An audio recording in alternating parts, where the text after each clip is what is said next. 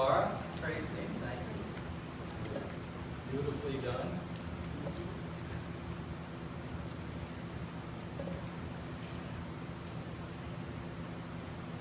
All right, the author, the writer of Ecclesiastes, he was ruminating in the last third of his life about life.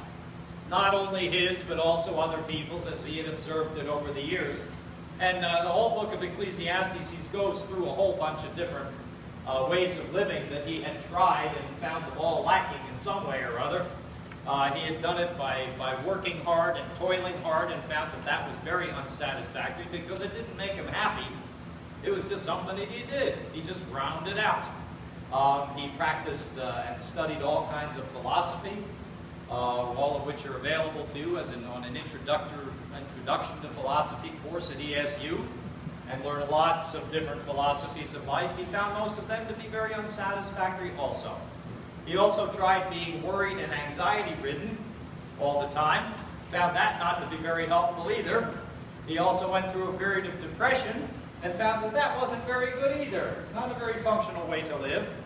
And he also tried the eat, drink, and be merry style of living and found that also to be unsatisfactory. And so as he's thinking about life, he's thinking most of the ways that we try to live our lives are just not very satisfactory for any of us over the long term. Now Jesus picked up on it in his conversation today with the parable. And he was talking about, with the parable about a guy who was in the last third of his life also, and came on at a wonderful harvest year, which all farmers would absolutely love. And when you look at the parable in its practicalities, I mean, that guy really did good. He did good for the local economy because he had to hire guys to tear down the barns. And then he also had to hire skilled workmen to build the barns. And he had to hire extra help to harvest the wonderful grain harvest he had and get it all into the barns. So in terms of the local economy, it was really very, very good. And I'm trying to figure out what's wrong with this guy. Doesn't make sense to me. Sounds like an excellent economic philosophy. Well, there you go. There you know what Jesus is talking about, the economics and basically your attitude and my attitude about economics of life. And Jesus approaches it from the last third of life and suggests that there's a couple of things that we need to be meditating on as Christians with our lives, whether you're in the last third of your life like I am. Well, that's depressing. Oh my, I know. I'll have to get a major body makeover to make it to that last third, wherever that ends. I don't know. But as he's talking, as he's using this parable to talk about his this guy's life, Jesus is also suggesting that no matter how you cut it, an economic philosophy of wealth is not going to see you through satisfactorily in your daily life, not over the long haul. You know as well as I do, I mean, we all joke about how we're going to hit the lottery and make millions of dollars and then we're going to retire and be really, really happy. We're going to give this 100,000 there and 200,000 there and do all of this kind of stuff. Chances are somebody would get into our pockets and hustle us, and we'd end up losing most of it anyhow because we weren't too smart about it. You've read enough about that in the paper with people who have hit big numbers in the lottery. The other thing which is true, and you know it as well as I do, that the more money you have, expenses almost always rise to meet the level of income. You know, that's part of the stuff that happens in every country. You know, when we get into major debts, it causes problems for us. Jesus simply says that money, wealth, is not going to guarantee you any kind of happiness, and that if you're going to be thinking about being a happy person, you need to do things a little bit differently. I was reading an article by a financial planner who was using an example anonymously of meeting with a classmate of his. And the classmate came in for advice. And, you know, when they put all of his income together from work and everything else, he was making about $250,000 a year. And the guy who was writing the article, the financial planner, said he was absolutely miserable and unhappy. And then when they did his expenses, they found out that, of course, he had a Park Avenue leased apartment in New York City. Amongst other expenses, private school tuitions, taxes, salaries for a maid, and a part-time laundress. That'd be cool. Yeah, I'm on my own laundress sometimes, you know. Not very good. I think I didn't get all the soap out of one of the shirts I wore yesterday. I was itchy. It was either that or I had bugs. I can't tell which.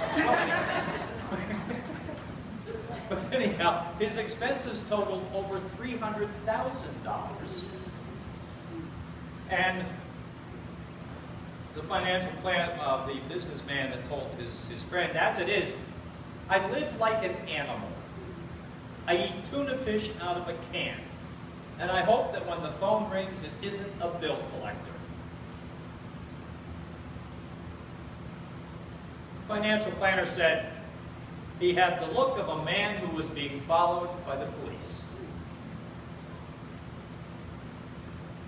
So while money can buy an awful lot of stuff, it can also cause an awful lot of pain when it's not handled well and handled right. And that comes down to a basic understanding of who you are as a human being and what your role in life as a steward in life is. And that's the second piece that Jesus talks about too, is that you have to make an investment in life in your community. And for there, you want to go to expirement planning. Now, you all know that you're going to die, right? I'm just asking. I'm going to live forever. That's what we think? No, you're not. Here's the question. What the gospel does, and Jesus is very good about this, guides us gently into it. On this night, you're called by God to heaven.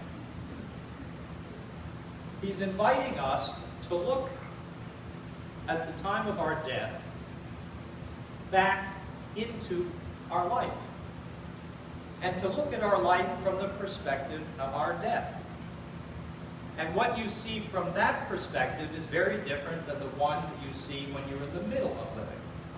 If you're looking at expirement planning, as Jesus suggests, you're going to look at your life and wonder about the heritage and the legacy that you will leave behind you. And whether it has been valuable, has it been important, has it given you satisfaction and meaning and purpose? You see, the questions from the perspective of dying and death really raise the important questions about life and the way you are living it presently, and as it is presently constituted in your thinking and in your behavior. I hope you all still study a little bit of history, the Revolutionary War. You've heard of the Marquis de Lafayette. I hope most of you had. If you haven't, there will be a history quiz after church today. Who came over from France and became one of George Washington's trusted aides during the Revolutionary War.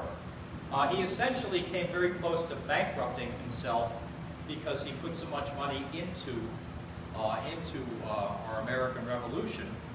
And then when he went back to France, to his estates in 1783-84, he owed so much, he had so much debt built up that he just was barely functioning.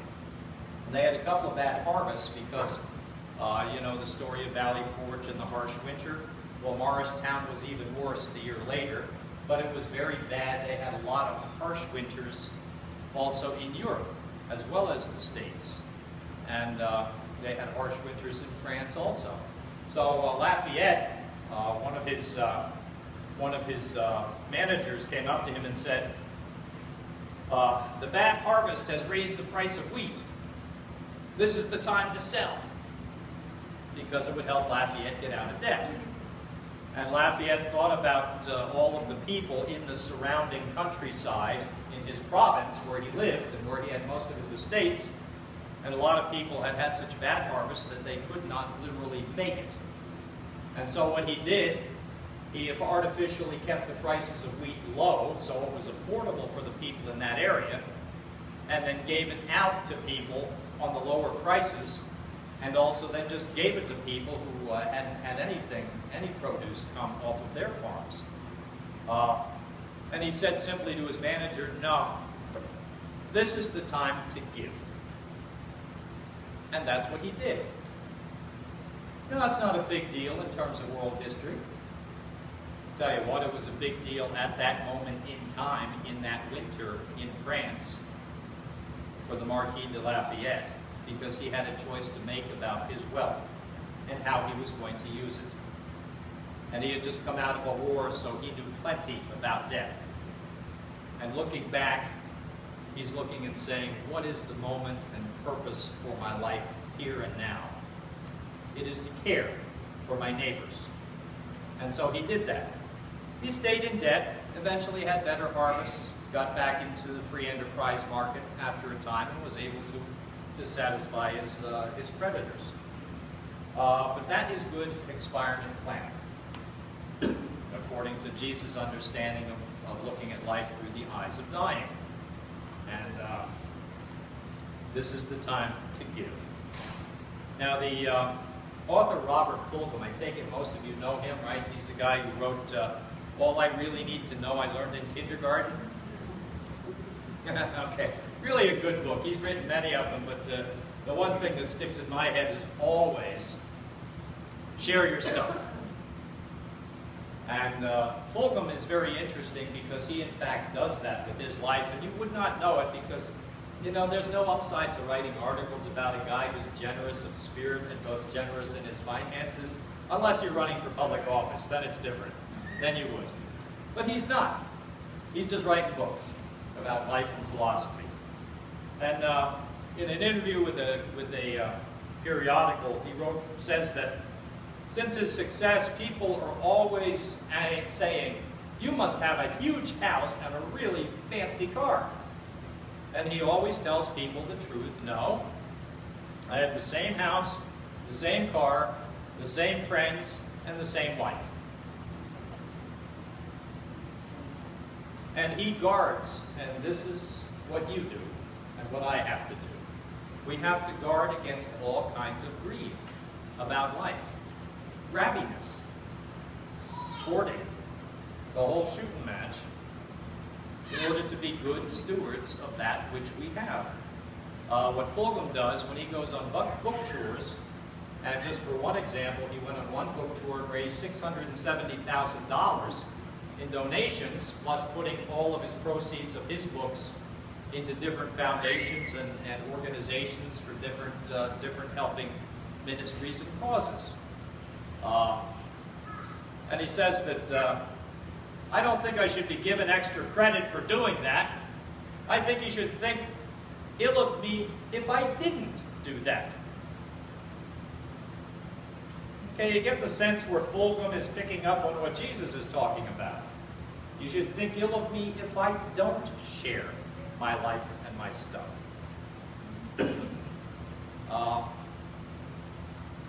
Interestingly enough, he also visits his own gravesite about once a week. It's close by.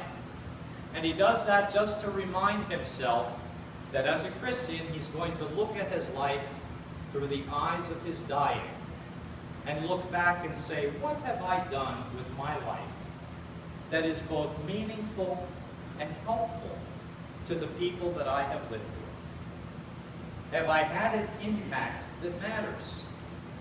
And I can guarantee you that is the one question that you will always ask of yourself and your pastor in private.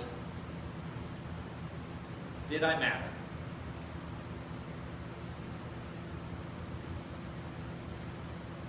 That's what Jesus is doing with that parable. Asking that question and posing it to us. Did I matter?